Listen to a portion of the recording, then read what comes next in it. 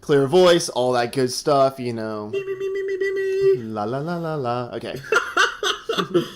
All right. Hello, everyone. Welcome to From the Void podcast, a show all about Eternal and our experience with the game. I'm Navillus, and with me, as always, is my good friend and co-host, BB. How are you, sir? Good morning. I'm so glad to have this one-on-one time with you. Just man. you and me and coffee. No more interlopers getting between us. I can now gaze lovingly in your eyes without a third party trying to distract me. Oh man, I don't know if I should be worried or should be glad, you know. I don't know. Why But would anyway, you be worried about my intense, unwanted love? you know. What can I say to that? I don't know. All right. This is what happens when BB and I just get together. Things could get weird. All right. Where's Yada to rein me in? I know. We need a guest. Like, see, a guest keeps us in check, okay? And so I don't know how the notes will go today. We're just going to talk. So, all right, let's talk about our week. How's your week been, BB? I know some changes has happened in Eternal. We're going to talk about those in a few. But how has your week? What have you been doing? It's been a good week. I have mostly just been kind of joking around on ladder, playing a little bit of Stone Scar aggro, which is not a joke, but probably not the best deck in the world. But it's playable now, which is a good, like having a decent aggro deck to play is good. And it's at least going to be good until people remember that Hailstorm exists. Yes, I hope they don't remember. What if they all just forgot? I like that. I played in the ECL Tuesday tournament. I've been feeling competitive recently and haven't had an outlet for my competitive rocks. So I played in the Tuesday tournament. I went 3-1 in Swiss. Decent showing for Yetis. My updated Yetis list is on Eternal Warcry if anybody wants to see it. That's about as good as all the other Yetis lists that have ever happened. Oh, man. And so, the rock says, gentleman's agreement to not play Hailstorm. There we go. Okay. Yeah, what if we were all just cool? So, yeah. So this week, I was playing a lot of Stone Scar aggro because of the recent changes. I'm like, oh, yeah, Champion's unnerfed. It's been buffed. So, I'm going to play that. And I found myself, like, one game, I was about to play around Hailstorm. I'm like, you know, no one's playing that. So I just went wide on the board. And of course, they didn't have it because no one's playing Hailstorm. So I'm like, you know, this is so nice to not have Hailstorm being played on you so many times in one game. Anyway, but yeah, I've been playing the Praxis Pledge deck that one of our former guests, Ridiculous, had. He gave me a list. I can't remember who it's from, but it's a pretty good deck. It's been through a bunch of iterations. I think the very, very first one, my good friend Paradox made, former and future guest of the podcast, Paradox. And then actually, it was iterated on, and last Sunday at a pretty big ECL Sunday tournament, Magikarp took second at that tournament. Okay, yeah. So it's pretty good. I like it. It gets some of those crazy starts. That just like can take out your opponent. But then I've been playing, so I'm like at D2 right now, so I'm gonna push for Masters today just to get that sweet premium legendary, you know, at the end of the month. And, have you been playing with Bear at all? Last show we didn't have a playset of bears.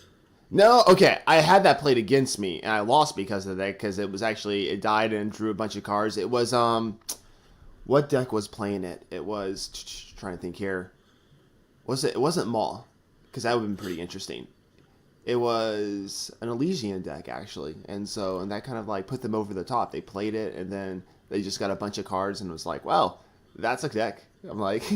It's a good mid-range top end. It's like a good, just big card to have in your deck. And it requires your opponents to do like some card inefficient things to take care of it, which I think is really cool. But yeah. I saw a game the other day where somebody, instead of... Because that was Overwhelm, right? So somebody, instead of playing what's the ambush wasp? Scorpion wasp. Yeah, Scorpion wasp. Instead of just playing a Scorpion wasp as an ambush unit and killing the bear, they actually, to save the 6 life, they actually had to play the Scorpion wasp as a unit on their turn and then play a Xenon Initiation on it. And so the bear is just, and then the person who was in control of the bear drew like 5 cards, so it was like a 7 for 1 or something like that. It's such a cool card. I was saying, yeah, it was played against me one game, and I totally forgot that if when it dies, it draws cards and all that stuff, with the thing. So it happened and drew a bunch of cards. It's like, oh yeah, I'm gonna lose this game. Forgot about that, But yeah, it's a cool card to mess with and everything. So, but yeah, so go try it out, play with it. I've seen some play. I've only seen it played against me twice, but anyway, bad playing a lot of Stone Scar aggro, enjoying that Flame Blast and champion and all that good stuff. Just kind of burning out opponents, going over the top at the end of the game. It's good. So with that, since we've been talking about Champion of Chaos and all those things, we're going to talk about the balance changes that just happened. Yes, we're going to talk about the buffs first. And so I want some of your input on these things, BB. So let's talk about them here. We got the first couple of ones. We have the first one that everyone thought was going to happen. It did happen. Argenport Instigator is now just cost 2 with 1 Shadow Influence instead of 2 with 2 Shadow Influence. What do you think about this? Yeah, it was a really good card. I kind of get why it was nerfed when it got nerfed. It was just like a little too overtuned. I don't remember the exact meta it got nerfed in, like set 2-ish, like before Tavrod came out, but after set 2 came out. And yeah, it was like a little much. You just kind of had to warp your the power base of your deck so much to be able to play it on turn 2, because the kinds of decks that are playing are not playing Crest. Mm-hmm. Get away with playing Teacher because you can usually Crest. And just having like that extra 4 dual sigils makes it a lot more likely for you to get your turn 2 Teacher out, get that second time influence. Mm-hmm. But the kinds of decks that are playing Argenport Instigator really, really, really need to go turn 1 Grenadin Drone, turn 2 Instigator. And it's just so unlikely for you to be able to do both of those things and get double Shadow. So, unnerfed, refreed Argenport Instigator it feels good, feels great. It is not the terror that it once was, just because there's so many more cards. But I like it. It's important and good. Yes. I think it's good. Next one we have is, I think you said that well. I think also Tavrod decks. I think someone said that in chat. I think this nerf happened before Tavrod existed. Okay. If I'm not crazy. Yeah. And so then we have Crown Watch Paladin. It was a 2-1. Now it's a 2-2. And Crown Watch Paladin is the Paladin for 2 that costs 2. That has a war cry every time it attacks. It has Aegis. But now it has a little bit more defense, which I think this is fine. I think it needed to go back to a 2-2, honestly. Just, I've been seeing a lot of Rakano decks now, again, because of this card. It's been, because it doesn't die to drones, to Grenadins, or 1 cost, or Initiative Sands, all that stuff. So, what do you think about this? You think it's fine? Yeah. This original nerf actually happened before I started playing the game. So it in the closed beta era, Crown Watch Paladin was a 2-2 Aegis Warcry. And they nerfed it to 2-1 just because it was too easy to make it untenably large. Yes. And the removal was not efficient enough to deal with it. But now, honestly, it's a 2-2 again, and I honestly it has not been played against me. Yeah. But yeah, time. I have not seen. I don't even know what 2-2 Paladin looks like. But between Teacher and Argenport Instigator, you have 2 cost 3/3, so you don't see it a lot because it doesn't trade. But let's go on. Desert Marshal. It's now a 2-2 instead of a 2-1. That's the one that has Ambush and it silences a unit, and it was a Justice and Time. There we go. Kind of thing. I was thinking Primal, but Justice and Time. It was a 2-1, but now it's a 2-2. I'm honestly that's cool. It makes it a little bit stronger, but honestly, you were using it basically to get rid of things or block things to give you an extra turn. I know, now it can block 1/1s, and now it can't get pinged by Highwayman are the 2 biggest things. Okay. I can see that, yes. Anything else about this card? I don't like it when this card's good, and I hope this unnerf ends up being inconsequential, because I very much dislike Desert Marshal. Mm-hmm. I've seen a lot of Valkyrie Enforcers. I know Huro's a deck now, but good grief, having on turn 3 and like just getting silenced a bunch of times is not fun. Anyway, going on. But Desert Marshal, if that sees a lot of play, it's I don't know. Silence in Eden's game, that's actually a pretty good buff to it, just to have it survive a little bit more. All right, Recano Artisan.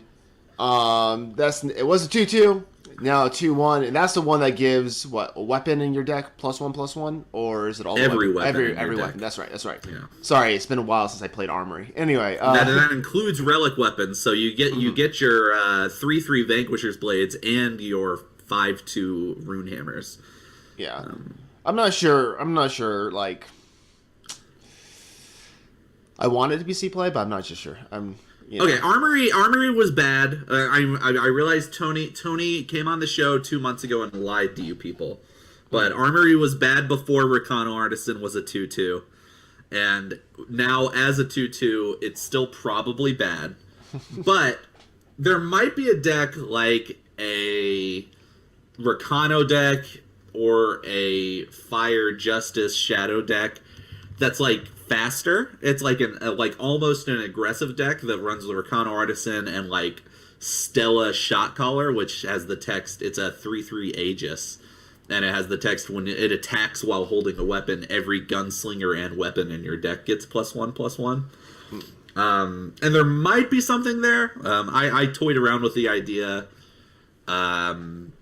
like a couple of sets ago, and it was fun but not great. So there might be something there. And also, The Rock in chat points out that a free 6/6 Stormholt knife did not exist back in the day. So that's also pretty good. That's true. And then one of the cards we were all excited about, Champion of Chaos. I don't think we need to talk a lot about this because it gets, we already know it gets +1/+1 with each ability, was 1+1/+0. So you can reliably usually get it as a 3 cost 4/4 with Deadly, or what's the other one? Overwhelm, or a 5/5 on 3, which seems it's pretty on curve with Eternal right now. So like, that's crazy that a 5/5 Deadly Overwhelm is like not broken. Yeah, it is. Like, I've had it play against me. Like, I was playing that Praxis Pledge deck, and it played. I'm like, okay, I'll do this, and I'm like, I thought about like, that could be like, in most games that'd be a really broken card or like a really really powerful card, but this game is like, no, it isn't. Like, it's definitely a good way to spend your third turn of the game, but it's not like a game-winning play. No, which is wild. Yeah, it's like, it's a threat they have to take care of, but it's not someone like, oh man, what am I gonna do? Like, the game's over. It's just like, okay, gotta do some things. But so it's a good card. I'm glad I got back to like to this. So it makes me think with the next set that's coming out, that because they obviously already know what cards are in there. I wonder, like, they tweak some of this because they know what's coming out next set to help push in certain archetypes and everything. So, but yeah, we're not done. We're almost done. We have Flame Blast. I was excited about this. It used to be cost 2 fire, 3 fire influence. Now it's 1 3 fire influence. So, what do you think about this? Because I was excited when I saw this change. Yeah, so it now costs the power that you spent to play it. So it depletes all your available power to deal that much damage to any opponent, including a site. Yes. So that like versatility is really important. Honestly, the kinds of decks where you're playing Flame Blast, if you're taking a turn off to nuke a site, you're probably so far behind that you probably aren't going to win anyway. But just a card that versatile. And it's like really it's like a decent aggro-y card and a mid-rangey finisher, but it's also really really really fun to brew with and like ramp decks and stuff like that. So I'm glad it exists. I'm glad it's good. Yes. And then Treachery. It was a 2 cost card that I believe it was Stonecar colors, influence. It says now you can discard a unit or a site. That's huge. And I've played this card this week, and I've discarded quite a few sites when I was playing like Stonecar. I was like, okay, that's gonna thing that would cause me trouble. It's gone, and it does 2 damage to them. So I'm like, it's been good. So, what do you think? I think that's a good change? Yeah, it's a signal flare and a sabotage. It's card advantage. It's fine. I have not seen. I've seen a few Stone Scar mid range decks that are playing it. I think once everybody settles down from being so excited about it, pardon me. I think it'll probably just end up being like a one of in the market kind of thing, but I'm not sure. I'm not 100% sold. But it is good to have options now. Like when you're playing your Stone Scar deck and you're thinking like, I keep getting blown out by Huru Palace. What do I do? Now you like, well, Treachery is an option rather than Mug, which was always like kind of an embarrassing card to have to play in your deck. Yeah, and so, but I think it's cool that they've buffed it a little bit and everything, like you said. So I think it'll see its way out of decks eventually, because more like Stone Scar lists will get more optimal and all that stuff. But anyway, all right, let's move on to the nerfs. We got a few nerfs here. The first ones hit 3 smugglers. Yes, the smugglers are taking a hit again. And so we have Red Canyon. I'm just going to run through all 3 of these and we can talk about them all together, okay? So we have Red Canyon Smuggler. It's now 2-1. Was a 2-2. And that's the one that had double damage. Hidden Road Smuggler. That is the Shadow Justice one. It's now a 2-2 instead of a 2-3. That had lifelink. Not lifelink, I'm sorry. Lifesteal. Sorry, Lifesteal. I've been playing Arena. I'm sorry. Okay. Hidden Road Smuggler has Lifesteal, but it's now a 2-2, which I think, and we'll talk about that. But Grace Valley Smuggler, it's also a 2-2 instead of a 3-3, but this 2-2 gets +2/+2 if you have a relic. It was a 3-3 that got +1/+1 if you have a relic. What do you think about these, BB? So this I hated all these cards. They annoyed me very much. The bodies and the value that they created. I love all these nerfs. They are correct, but it kind of establishes an interesting byline. I think these nerfs are the development team saying like the baseline stats for any merchant is 2-2. With some upside. Sometimes it's a battle skill, sometimes it's the Great Valley Smuggler text. But we're always, from now on, we'll probably start at 2-2 and then go from there. And that makes sense because I think all but 2 of the merchants have been nerfed at this point. There are 10 and 8 of them have been nerfed, am I wrong? Some of them twice. Yes. So the only 2 that haven't been nerfed are the Carindon Merchant with a 2-1 Deadly, which is still pretty good, and the Winchest Merchant, a 2-2 Flying, which is a pretty embarrassing body. So it makes sense that those 2 weren't nerfed. But so I like this byline. I like the establishing 2-2. Prepare for all merchants to have a 2-2 body and go from there. I don't like them contesting 3 drops with their stats or abilities. For sure. And it's good. Good change. I love it. Yes. And as Valiant Archer said, there should be somewhat of a downside to playing a Smuggler. There should be a little bit of a tempo lost because you are getting a card and everything that could help you, but it shouldn't be like, yeah, I'm going to play it on 3 because it's a powerful 3-drop too, and I get the card I want on my market to take care of you, so definitely, I agree with everything you said. It's just, they just didn't want smugglers and merchants to be stacking up on each other, and that's still going to happen, but they're trying to, limit that, okay, we don't want these 8 smuggler decks, and then when the other smugglers come out, you might see even more if they're, 3 color, it could be crazy. It could be crazy how many smugglers you could fit in a deck if they were that good, and that would just lead to repetition and bad repetition over and over again of the same cards isn't good for the game. So, all right, let's go on to anything else you want to say. We have 2 more nerfs. All right, let's move on. Because of the nerfs, because of the smugglers and everything and the merchants, they kind of hit these 2 cards. Jotun Hurler is a 3-3. He was now a 4-4. He's the one that Fate you drew a snowball. And Sheltering Rider is now a 0-4, but it's a 4-4 if it has Aegis. It was a 0-5. So it's still a 5-4. It's still 5-4? Okay, never mind. I'm sorry. Yeah. I just haven't played that card. I apologize. Yes.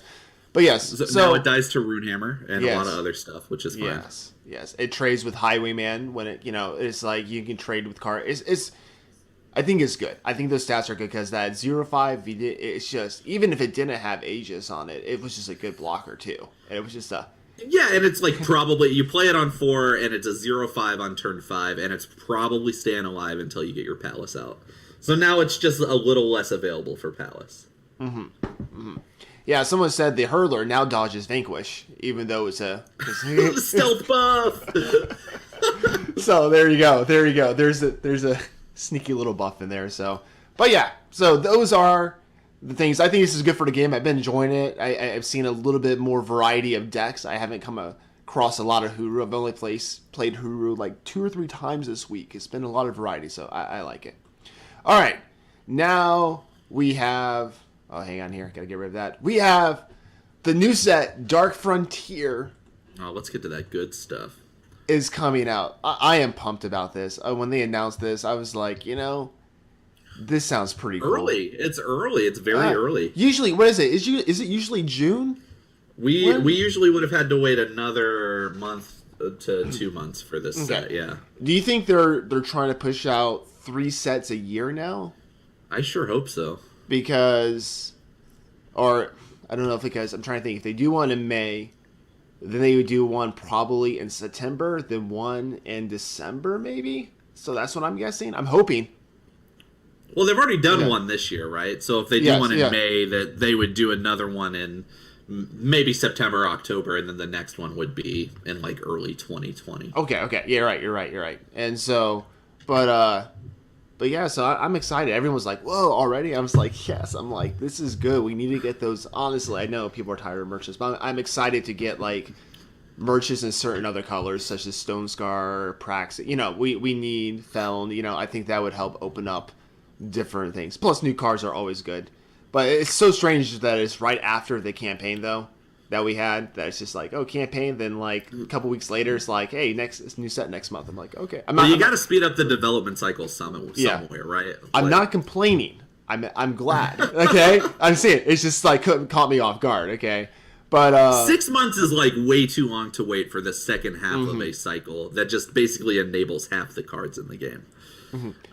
So I'm excited from a lore aspect too, because we're going to like this Dark Frontier, which is kind of like where people don't go, or like the player, like the I'm interested for the lore aspect. I'm interested in that. But enough of that. Let's talk about the cards, because there are some new cards. I'm going to throw this card up here, okay? Because we're going to talk about this. They revealed one of the mechanics for this set. This card is an elemental. It's a 7 cost, 3 fire influence, aspect of destruction, a 6/4. It says charge, and it says onslaught. Ready your units, they can attack again. Now, this is one of the 3 new mechanics that are coming in the set. Onslaught, this is what it does. It does something when played if you or any of your units have attacked this turn. So if you attacked with your units, you play this, guess what? They can attack again. So what do you think about Onslaught? This is just like one of the, because they have other cards showing about what Onslaught can do. But what do you think? What do you think of this mechanic? I love it. This is exactly the kind of mechanic that I want. It rewards proactive play. This is exactly like Onslaught decks are exactly the kinds of decks that I want to be playing. And I think it's important. I don't think a lot of people are paying enough attention to if you or any of your units. So you can obviously you want Aspect of Destruction's Onslaught ability to trigger after you've attacked with your units. But some Onslaught abilities, like there's one other Onslaught card that they have. I'll show that here. It's Pristine Light, right? Yeah, you can... Pristine... You can swing with a relic weapon and activate Onslaught. You can just swing with your Runehammer. Yes. Another way of Onslaught is Pristine Light is a spell. It costs 3, 2 Justice Influence, and it says kill each unit with 4 or more attack. And Onslaught, draw each unit from your void that died this turn. And so that's kind of like, I think it's a cool tech card for the market type thing. If mid-range, ever becomes really in the meta and all this stuff. But I like how the Onslaught the text is and everything else too. I like how they're thinking outside the box with this. It's just not units attacking.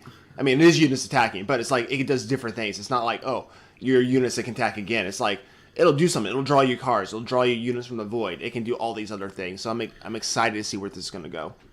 If I'm playing like a really, really low to the ground, like Combray aggro, like something with like Seraph's Beacon where I'm just swinging with district infantries every turn, I would play a playset of these in the deck.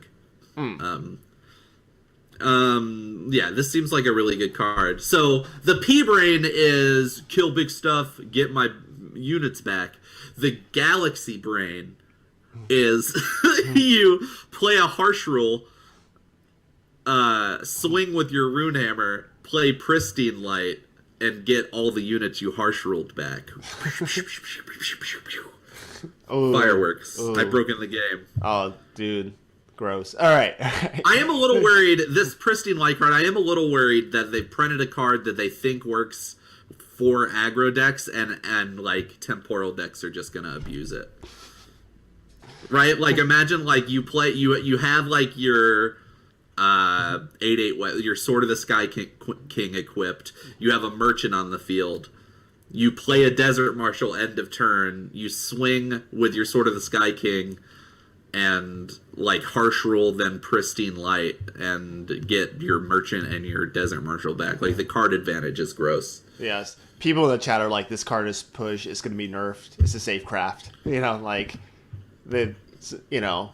I can see this card being really, really powerful. Just in the right meta and everything. So I tend to agree. Now, I do want to talk about a card because it's kind of making fun of, kind of taking a little bit of a jab at another game. I think it's done in jest. But even-handed Golem, okay? This is less like, it's a Golem, no influence, it's just cost 2 for a 2/2. It's a summon if you have no odd cost cards in your deck. Draw 2 cards. So that means you can't have Merchants or Torch or any of that. But I think it's taken BB and I were talking about this. It's taken a little fun jab because this is supposedly the only card in the set that's doing this. All right. And yeah, one of the developers did confirm on Discord that this is not part of a cycle. It is a one-off card. Yes. So I think they're taking a little jab at Hearthstone because there is a mechanic in Hearthstone with 2 cards called Gen and Baku. One, it says if you have all even cost cards in your deck, it makes your hero power cost 1. Or with the Baku, it says if you have only odd cost cards in your deck, it upgrades your hero power. And that did some pretty broken things. And after only a year in the game, they rotated it out of standard because they were just so powerful. So I think this is just kind of like saying, hey guys, if you played Hearthstone and played this, we're gonna make you worry just for a little bit, or like get the crossover appeal. Get the cross exactly. Bring people like, oh man, they're doing this. Let's see if they break this game, you know. But yeah, it's just I thought it was kind of funny. I had to mention it, but yeah. So if it sees play, I will laugh. Because I do not think this will see play. Okay, but anyway, maybe it. That's what a scapegoat in chat mentioned. I would love to dark return this card, but I can't. So the cost of running this card, it's a very, very powerful effect, right? The cost of running this card, though, is you can't have Dark Return, you can't have Mirror Image to get the summon ability active again, you can't have any Merchants in your deck. Yes. This card is definitely literally just for somebody at Direwolf Digital wanted to make a pun. And yes. So the even-handed Golem pun. And yes. So I'm about it. I'm for it. I think it's fun. I like it when games interact with other games, or anyway, at least I think they do. All right, let's move on to some cool cards now. Okay, so back to some cool. All right, we're going to talk about Firecoin. BB, take this away. You brought this to me that you wanted to talk about this, and I was like, this card is actually pretty cool. So go for it. I do think it's cool. I don't know that it's good, but okay. I do think it's cool. Okay, what is this for the listeners? What is this card? So, Firecoin, revealed by Yottabyte on his stream, is a depleted power.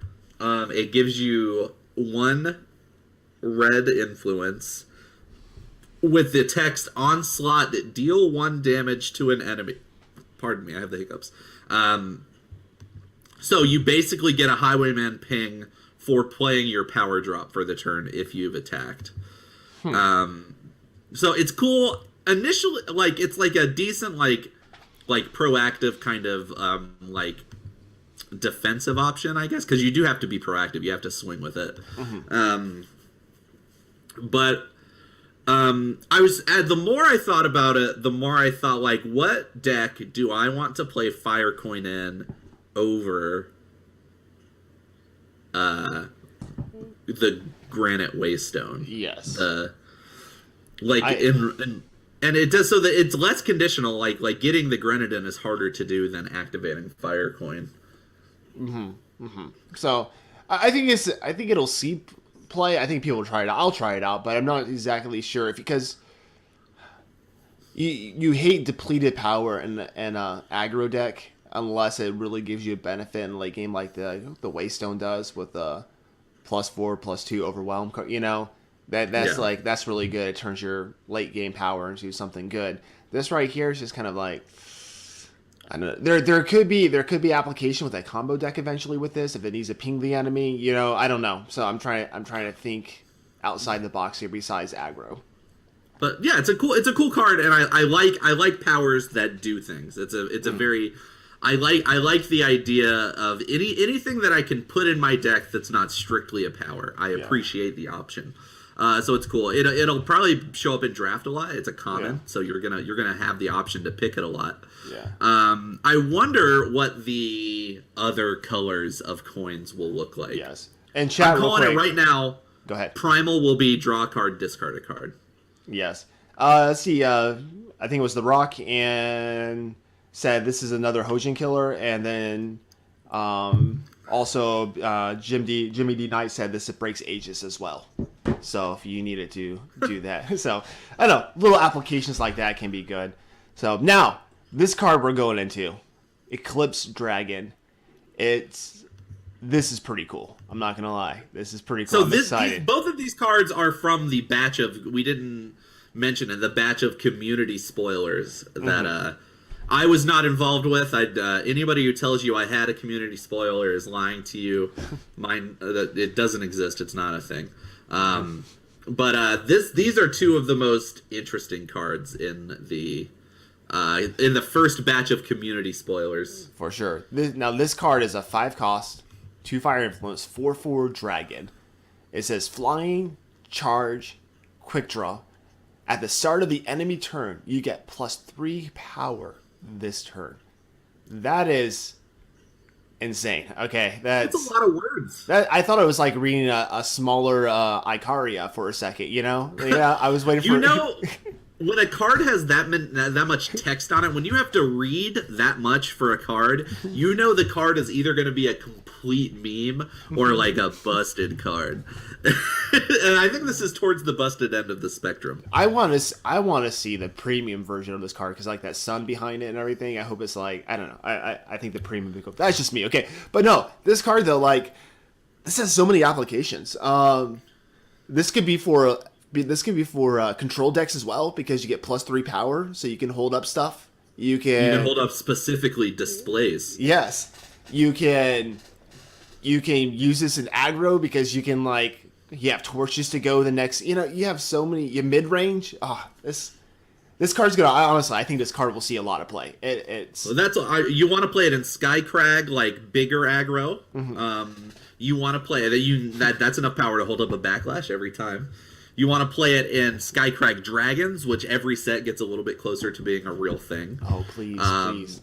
You want to play it maybe in some Stone Scar decks, like the 5-drop slot isn't very crowded. I've been seeing Stone Scar decks running Jek right now, which is like obviously that card. It's not a stress spot in the deck if you're even thinking of including Jek. I will play this in Stone Scar. I will throw 4 of these. Charge Rod. Ooh. Yeah, Charge Rod. Yeah, that's gonna be a thing. Sunnyvale needs to see this card. Okay.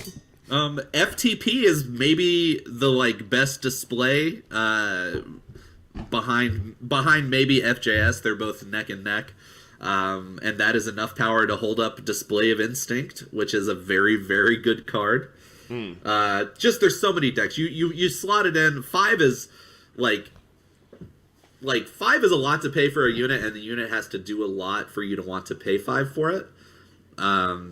and this is worth the cost. I would be shocked if this card didn't see play in at least one tier 1 deck. Yes. It's going to see play. Like, we're going to talk about the deck I've been playing a little bit, the Stone Scar aggro deck, and I'm just like, instead of like the Flame Blast, whatever, throw 4 of these in. Because a Scapegoat, I don't think you put this in Kenneden's because you want the power on your turn. You don't want the power on their turn. Mm-hmm. But this card is really cool. So I am excited to see this. When you showed me this card this morning, I was like, oh, okay. I'm officially pumped. I mean, I was already excited for the set. I was hyped, I was like, but this right here, I'm just like, okay, I'm ready to play this card. It looks cool. So there we go. But anything else you want to say before we move into the deck of the week? I have a complaint. Okay. I'm here to complain. This is my right time. All right. It's not going to be what you think it is. Okay. However, all the cards that Direwolf Digital revealed in their little articles, good for you guys. That was premium art. All the cards, the people, they go into the blue orb mines, and they mine away 35,000 blue orbs. And what do you get? You get non-premium art emailed to you. Garbage. We paid good, weird, unspendable currency for these cards. We demand premium art for our purchases. Yeah, Scarlatch. I think BB and I were talking about this. If you're gonna buy a spoiler, it should at least be decent. Like, don't. Yeah, there were some real clunkers revealed yesterday. Don't. There has to be like a certain number before they say, okay, say they're like, I don't know, saying like, hey, the first 50 people that buy, there's so much things they could do better. Like, you're gonna get a guaranteed, like, I don't know. It's just like, at least make it interesting. Don't make it like a limited card that would only see play if you had to take it, if you had no other choice to make, that type of thing. Like, at least make it interesting because here's what I say, because Hearthstone used to they still do. They give like these the cards for streamers to reveal and everything. And I saw some of the cards they gave to streamers one time, and the streamers are really stretching at how to play this card. They're like, oh man, you can put it here and do this, and I'm like, this card is junk. Like, it can be junk. Being junk is fine. Yes, but it has to be interesting junk. That's what I mean. And it wasn't even interesting. They're like, you had to really like dig to get an application for it. I'm like, no, like, yeah. So anyway, it's like I'm thankful they are doing spoilers. They're letting community members get spoilers and all that stuff. Even though I don't know if this is the right way to go about it, but the community members are getting spoilers. But at least make them cool, make them halfway decent. Just like. All right, but however, community member and streamer Endkeeper was given a card called Angry Prophet for his reveal, and that is actually really funny. The card is bad, but just the fact that he did receive a card called Angry Prophet did amuse me. So at least there's that. Enrosh in chat says there were clunkers. If you don't think Ominous Vorlunk, the 3/1 killer for 3, is not a clunker, I don't know what to tell you, dog. Yes, there was clunkers. All right, let's go on here because we don't want to go on that too long. But anyway, I'm excited for the new set. I know BB, you're excited for the new set. Who's not excited for new cards? You gotta love the new cards. All right, let's go on to. Let me turn off the logo here. We got our deck now. I'm gonna talk about this for a few minutes here.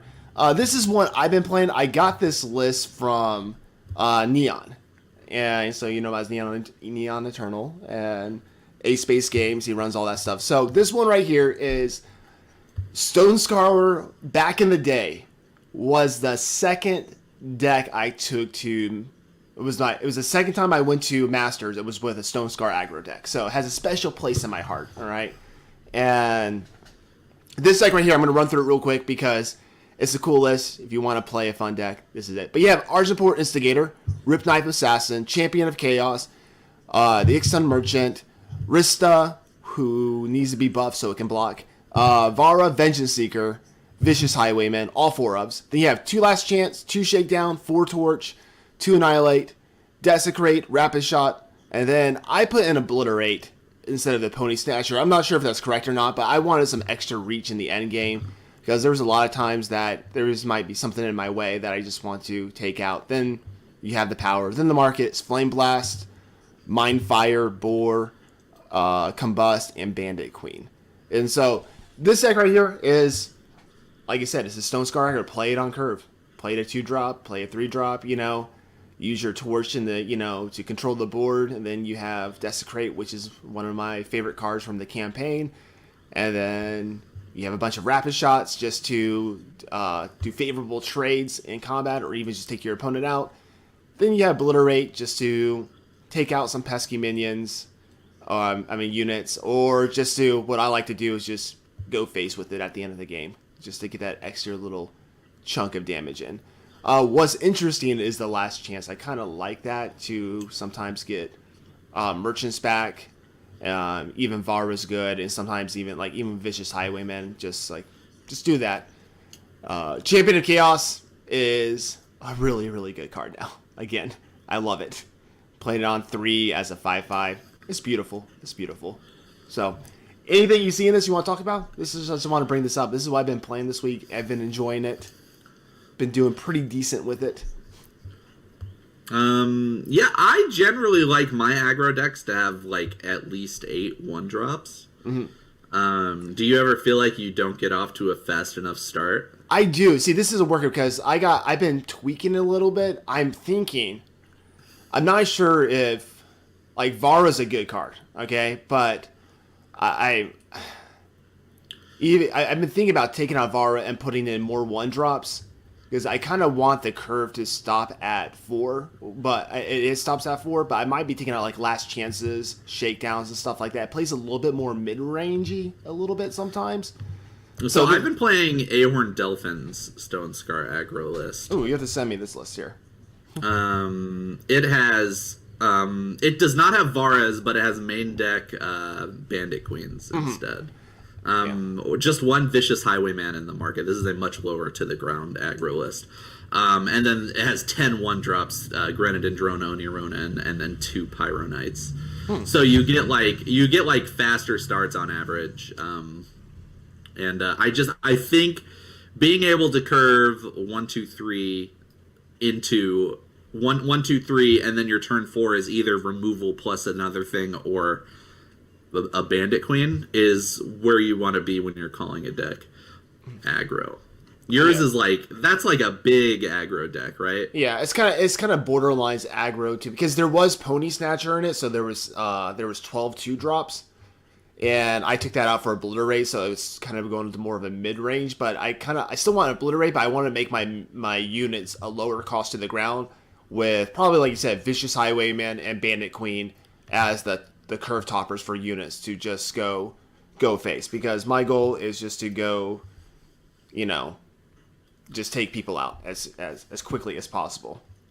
And it says it's important. The Escape Ghost says it's important to note Bandit Queen should be utterly disgusting with Cha-Cha. Yeah, it is. Yes, it's hilarious. It's really good. I remember when playing Champion of Chaos and putting a Rapid Shot on it, when it had Overwhelm and Deadly and everything. That's so gross. Seeing opponents doing the math on that, yes. It's you're just gonna lose that. You're gonna lose that. Trample, Death Touch, First Strike does in fact work like it works in MTG, I think. So it does 1 damage to the unit that's blocking it, plus all the rest of the damage to the player, the opposing player. Yeah. I actually don't know how it works. Yeah, it does. So if you have Rapid Shot on it, the 1 point does to the unit, kills the unit, and the rest goes to the person. So it is pretty gross. So yeah, it's a cool deck. I'm still tweaking it and everything, but I think I want to see the list you have, BB, to give it to me, and because I want to make this lower to the ground. So I've been taking it because Neon's a good player and he's a great mind for this game, so I took his list and I'm starting to tweak it to make it my own.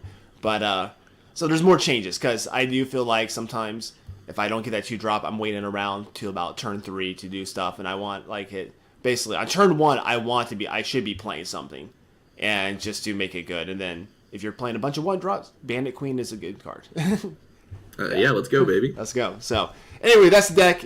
Hit me up on Twitter if you want to try this deck, or just look for Neon's post and you can find it as well. But that's the deck this week.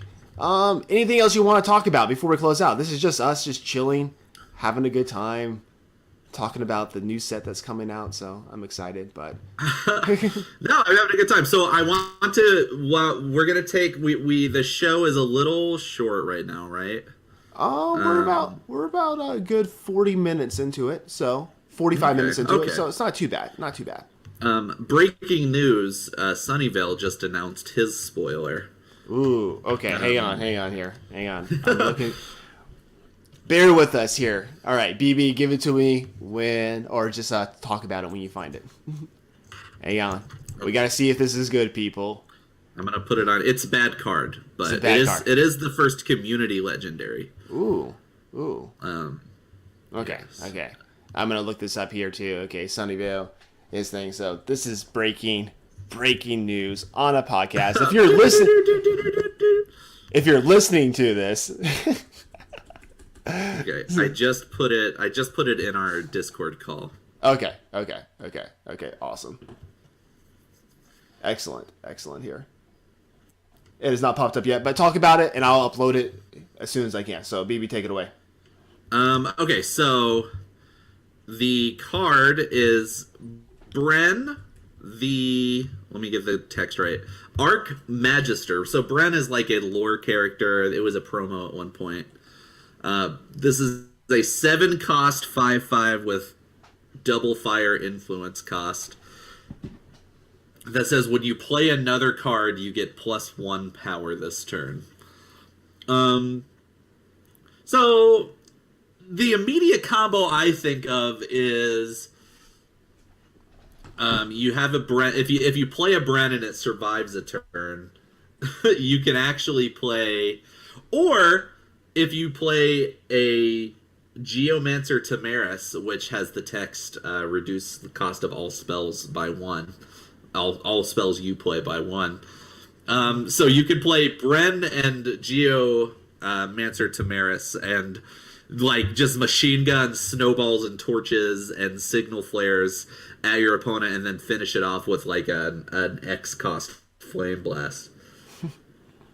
Oh wow! All right, throw it in the image up right now. But go ahead, keep going. Oh wait, is Bren Archmage Magister an anagram for machine gun? There we go. I threw it up. No, there's too many R's. There's too many R's. But I think it's like I think it's gonna end up being a meme card. It's like a build around jokey card. Maybe if burn is like a real thing, this is like, I don't know, you play one in the market. But it is the first community legendary, so that's kind of interesting. I assume how they're doing these like little sockets of cards is they just have like commons up through like 2 rares and like 1 legendary, and then it's just random who gets what. Yeah, I think it's almost like one of those algorithm things. They just type in a number like, oh, someone got an influence. It just automatically sends them a random card from the set, or like there's a pool of cards that probably they get sent to, and that's probably how it's done. And yep. So here we go, and then, but yeah, you know what we forgot to talk about? What? I am bad. I am sorry this week. There is an event happening right now, and so the new event, Wild Forces. Oh yeah. So if you want to remove your gold from the economy before the new set comes up, you play it. You pay 1,200 gold and you get a random unit each turn. They said the decks are pre-constructed. Mm-hmm. Yes, I believe you so. think Enrosh in chat thinks that Bren Archmagister is a less interesting spoiler than a 3/1 killer for 3? Let's see. At least this card is at least like interesting. You know, it sucks. Yeah. It's a bad card, but it's like it's an effect that has never been seen in the game before. This is the kind of card that you spoil, right? Like it's like it gets all the kids drooling about their weirdo combo decks that they can put together. I actually really like. They spoiled another card. It was a 2/1 Oni for 1. So Oni running stats 2/1 with the onslaught +1/+1. So like if you draw it a turn after turn 1, it's a 3/2. I think that card's fine. I would have been happy with that card. There we go. All right, Sunday Link. So yeah, I think it's fine, but I don't know. I'm excited to see more spoilers for the community and see what happens. So maybe we'll find some really cool legendary cards that come out. So anyway, that'll do it for the show this week. BB, take us out. Where can they find you? All that good stuff. You can find me at twitch.tv/humanvenipede. No, that's wrong. Twitch.tv/bassoonbuffoon. Twitter.com/humanvenipede. It's the best tag on the website, no matter what Missing Toes or Yottabyte tries to tell you. The list of people who tells me it's not actually a good tag on Twitter gets longer every week. But it's very good. We are here every Thursday for the most part, live at twitch.tv/ECMMOgamers. You can catch the VODs at youtube.com/ECMMOgamers or at any of your podcatching apps. Feel free to reach out to me with any comments or questions about the show on any of these platforms. Yep. You can find me on Twitter at WhatTheDeckHS. You can find me in most of the Eternal Discords. We have a Discord of our own. If you go to FromTheVoidPodcast.com, there's a link there that will take you to our Discord. That's probably one of the best ways to just chat with us. I mean, you can do it through Twitter or there and just stay up on the news and all that good stuff about Eternal. So that's it for this week. Thank you so much for watching. Hopefully next week we'll have even more spoilers and we'll talk about them. But until then, we'll see you from the void. Later, everyone.